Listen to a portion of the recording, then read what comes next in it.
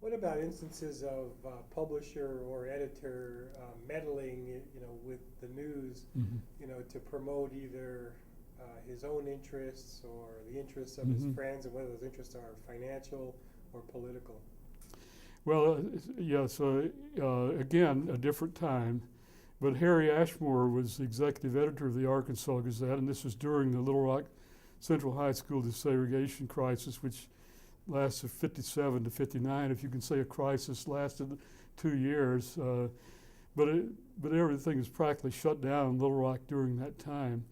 Ashmore found later that he probably did have something to do with the federal troops finally being sent to enforce desegregation order at Central High through Halberstam and David Halberstam in his book The Powers That Be, in writing about Phil Graham at the Washington Post, told the story that he and Ashmore were in touch with each other, and Graham, also a newspaper leader at the Washington Post, was dealing with Sherman Adams, who was Eisenhower's chief of staff, and they had something to do with that decision.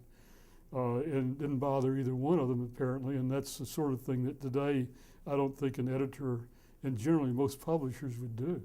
Do you think it was because they saw themselves as civic leaders, and it was in their role as civic leaders that? Well, some of them, I think that they both saw themselves as having a responsibility that what was going on was bad, and that they stepped out of what we would see today as the normal roles, which are more passive of a journalist, and take an active role to redress the problem at hand. And Eisenhower was about 3 weeks later sending those troops in. And maybe if it hadn't been for Ashmore and Phil Graham, maybe he would have dallied even longer. So that they saw that as their responsibility, a civic responsibility, and so they did something that today we would not do.